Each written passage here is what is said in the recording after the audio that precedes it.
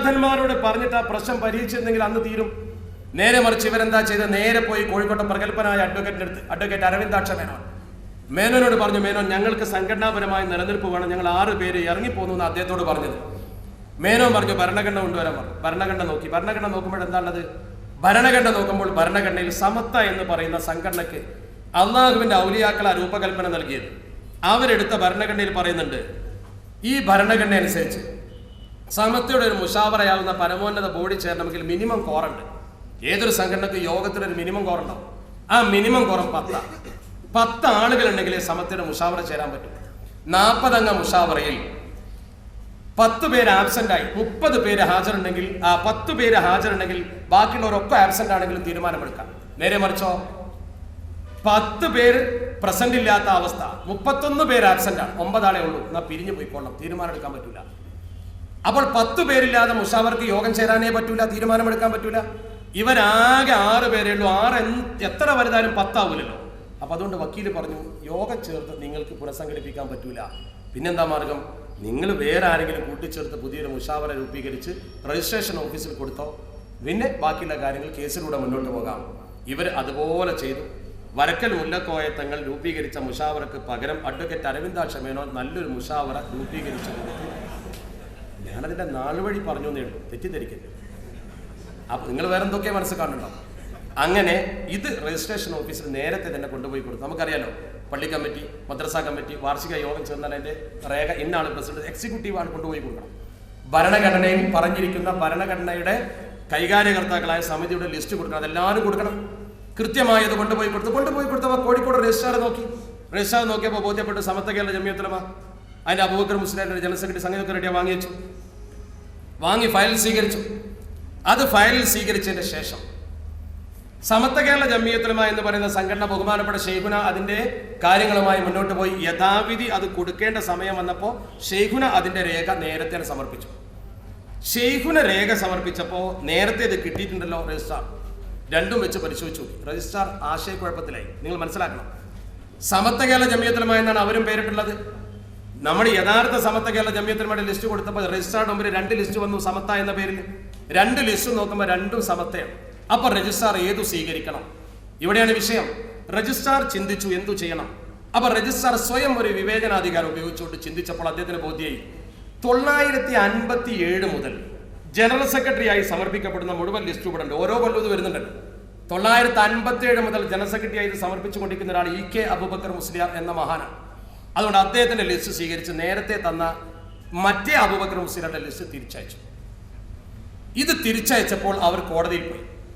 കോഴിക്കോട് നിന്ന് ഹൈക്കോടതിയിൽ ചെന്ന് ഹൈക്കോടതിയുടെ സിംഗിൾ ബെഞ്ചിൽ പരാതി കൊടുത്തു. ആർക്കെതിരെ? രജിസ്ട്രാർക്കെതിരെ, സമത്വക്കെതിരെ അല്ല. അപ്പോൾ കൊടുത്തു രജിസ്ട്രാർക്കെതിരെ കേസ് കൊടുത്തു.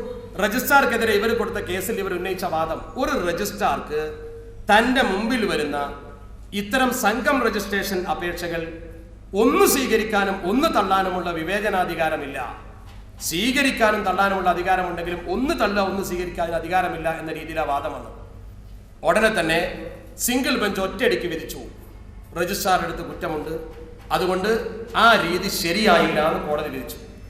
അത് വിധിച്ചതോടുകൂടി രജിസ്ട്രാർക്ക് കോടതിയെ കാര്യം ബോധ്യപ്പെടുത്താൻ നിർബന്ധമായി. രജിസ്ട്രാർ ഡിവിഷൻ ബെഞ്ചിനെ സമീപിച്ചു. അപ്പൊ സമസ്തയും കക്ഷിയും, സ്വാഭാവികമായും സമത്വക്കാണല്ലോ, സമത്വയോട് ഇത് സ്വീകരിച്ചത് കൊണ്ടാണല്ലോ പ്രശ്നം.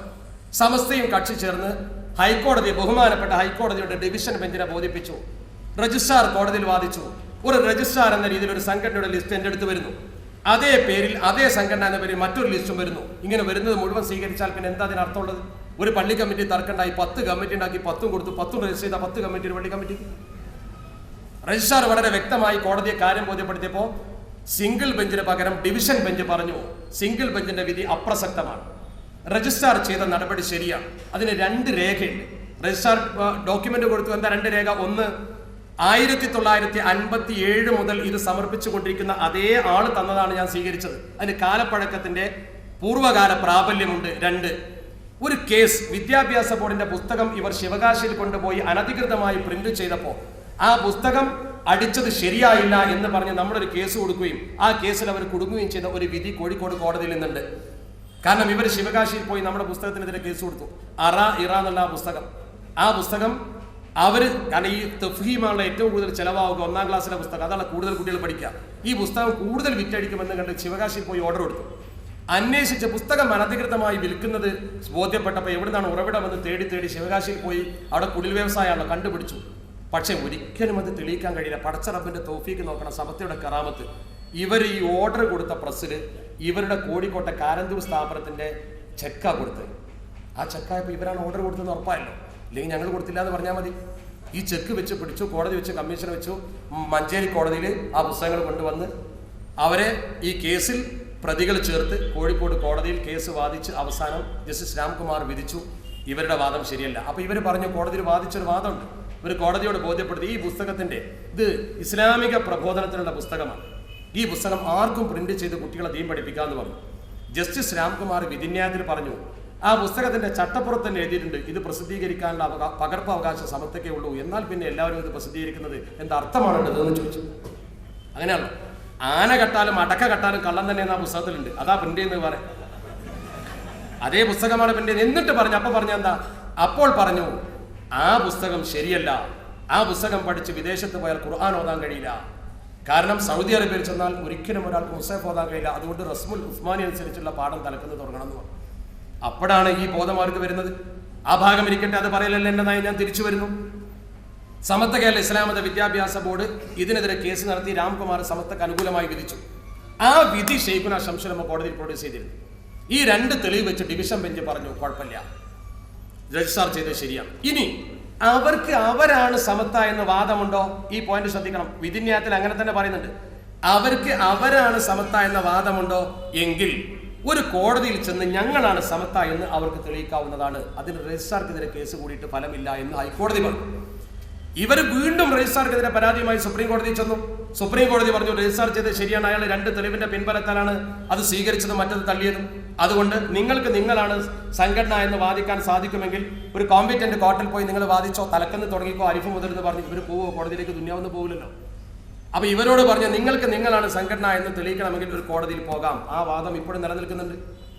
പിന്നെ ഷെയ്ഖുന ശംസുലമ ജീവിച്ചിരിക്കുന്ന കാലത്ത് നമ്മളൊക്കെ പരാതി പറഞ്ഞിരുന്നു അവർ ഈ കൊടിയും ബോർഡും അതുപോലെ തന്നെ പേരും ഉപയോഗിക്കുന്നുണ്ട്. അന്ന് ഷെയ്ഖുന നമ്മളോട് പറഞ്ഞു പാടില്ല, അതിനെതിരെ കേസ് കൊടുത്തിട്ട് ഫലമില്ല, കേസ് കുറെ കാലം നടക്കും.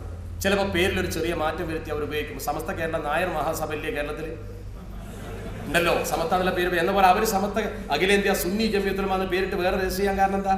സുന്നി വിദ്യാഭ്യാസം ബോർഡ് രജിസ്റ്റർ ചെയ്യാൻ കാരണം എന്താ? കേസിൽ പരാജയപ്പെട്ടാൽ പേരെന്ന് മാറ്റും, അല്ലെങ്കിൽ സമത്വ കേരള സുന്നി എന്നാക്കും, മാറ്റം ഉണ്ടല്ലോ. പിന്നെ ഷെയ്ഖിനെ നല്ലൊരു ഉദാഹരണം പറഞ്ഞു. നമ്മൾ പലപ്പോഴും പറയാറുണ്ട് ഇനി ഒരാൾ സമത്വയാണ് ഞാൻ സമത്വയുടെ പ്രസിഡന്റാന്ന് പറഞ്ഞ് നടന്നാലും നിങ്ങൾ കേസ് കൊടുക്കാൻ നിൽക്കണ്ട. ഒരാൾ ഈ നടുറോട്ടിലൂടെ ഞാൻ ഇന്ത്യൻ പ്രധാനമന്ത്രിയാന്ന് പറഞ്ഞാൽ ഇന്ത്യൻ പ്രധാനമന്ത്രി കേസ് കൊടുക്കാൻ വരൂല. അന്ന് ഷെയ്ഖുന തമാശക്ക് പറഞ്ഞൊരു വാചകമുണ്ട്. പണ്ഡിറ്റ് നെഹ്റു പണ്ട് കുതിരവട്ടം ചിത്രരോഗ ആശുപത്രിയിൽ വന്നിട്ട് ആശുപത്രി ഇങ്ങനെ സന്ദർശിച്ചുകൊണ്ട് നടക്കുന്ന സമയത്ത് ഉദ്യോഗസ്ഥന്മാരൊക്കെ പിന്നാലെ കൂടിയിട്ട് പരിചയപ്പെടുത്തി കൊടുത്തു രോഗികൾക്ക് ഇതാ പണ്ഡിറ്റ് നെഹ്റു ആണ്, ചാച്ചാജി ഇന്ത്യയുടെ പ്രൈം മിനിസ്റ്റർ ആണ് എന്നൊക്കെ പറഞ്ഞു കൊടുത്തു. നെഹ്റു ഇങ്ങനെ രോഗികളെ കണ്ട് നടക്കുന്ന കൂട്ടത്തിൽ ഏറ്റവും പ്രധാനപ്പെട്ട രോഗികളൊക്കെ ഇങ്ങനെ കണ്ടുപോകുന്ന സമയത്ത് രോഗം കുറഞ്ഞ അത്യാവശ്യം സുഖമായി വരുന്ന ഒരാളുണ്ട്. അയാൾ പരിചയപ്പെടുത്തി കൊടുത്തപ്പോൾ അയാൾ പറഞ്ഞു അതിവിടെ വരുന്നവരൊക്കെ അങ്ങനെ ആദ്യം പറയാ പോകുമ്പോൾ സുഖമായിക്കൊള്ളുന്നു. അതോടെ വിഷയം അവസാനിച്ചു. എന്നതുപോലെ ഷെയ്ഖുന നമ്മളോട് പറഞ്ഞു നിങ്ങൾ കേസ് കൂടാൻ പോകണ്ട, ആക്കെ പിന്നീട് അവസാനിച്ചോളൂ എന്ന് പറഞ്ഞു. ആ രീതിയിൽ മാത്രം നമ്മളത് കണ്ടാൽ മതി, വേറൊന്നും അതിനെക്കുറിച്ച് കാണണ്ട. ആ വിഷയത്തെക്കുറിച്ച് നമ്മൾ ചിന്തിക്കുകയോ വേണ്ട, അവരെന്ത് ഉപയോഗിക്കട്ടെ. ചുരുക്കത്തിൽ ഈ സമത്വ കേരള ജംഇയ്യത്തുൽ ഉലമ എന്ന പണ്ഡിത സഭ, ആ പണ്ഡിത സഭയ്ക്ക് വേണ്ടി പ്രവർത്തിച്ചും പ്രാർത്ഥിച്ചും ജീവൻ കഴിച്ച മഹത്തുക്കളായ ആലിമ്യങ്ങൾ കെട്ടിപ്പടുത്ത ഈ രേഖയിൽ നിന്നും 2 സംഘടനയെ പുലർത്തി എത്ര മഹല്ലത്തിൽ കുഴപ്പമുണ്ടാക്കി, എത്ര കുടുംബത്തിൽ കുഴപ്പമുണ്ടാക്കി, ഏതെങ്കിലും ഒരു മസലയിൽ തർക്കമുണ്ടോ? ഉണ്ടെങ്കിൽ ഒരു വട്ടമേശക്ക് ചുറ്റുമിരുന്ന് കൊണ്ട് പരിഹരിക്കാവുന്ന വിഷയമല്ലേ ഉള്ളൂ. മസലാ തർക്കങ്ങൾ പണ്ഡിതന്മാർക്കിടയിൽ പണ്ടുമുണ്ടായിട്ടുണ്ടല്ലോ. സംസ്ഥാന കേരള ജംഇയ്യത്തുൽ ഉലമ വേറുണ്ടായി, അഖിലേന്ത്യാ ജംഇയ്യത്തുൽ ഉലമ വേറുണ്ടായി, അഖില കേരള ജംഇയ്യത്തുൽ ഉലമ അവർക്ക് മാന്യത പാലിച്ചല്ലോ. ആ മാന്യത കാണിക്കുന്നതിന് പകരം മദ്രസക്ക് ചുമര് വെക്കുവാനും മദ്രസക്കെതിരെ കേസ് കൊടുക്കുവാനും ഭരണസ്വാധീനം ഉപയോഗിച്ചുകൊണ്ട് മദ്രസകൾ കൂട്ടാനും വന്നതാരാ? ഇങ്ങനെ നമ്മൾ ഭിന്നിച്ചിട്ട് എന്ത് കിട്ടാനാ? ഈ ഭിന്നത കൊണ്ട് സമൂഹത്തിന് എന്ത് കിട്ടാൻ? അതല്ല ചിന്തിക്കേണ്ടത്. നമ്മുടെ ഈ സമത്വ കേരള ജംഇയ്യത്തുൽ ഉലമയുടെ പാരമ്പര്യത്തിലേക്ക് നമുക്ക് മടങ്ങി വരാൻ ബാക്കി കാര്യങ്ങളിലൂടെ പറയാം. ഈ നീണ്ട പാരമ്പര്യത്തിനിടയിൽ സമത്വ കേരള ജംഇയ്യത്തുൽ ഉലമയെ സയ്യിദ് റഹ്മാൻ ബരക്കൽ മുലക്കാത്തുകൾ കെട്ടിപ്പടുത്ത് അവിടെ നിന്നിങ്ങോട്ട് നീണ്ടൊരു പണ്ഡിത ശൃംഖല നോക്കൂ നിങ്ങൾ. പ്രോജ്വലരായ മഹത്തുക്കൾ, ബഹുമാനപ്പെട്ട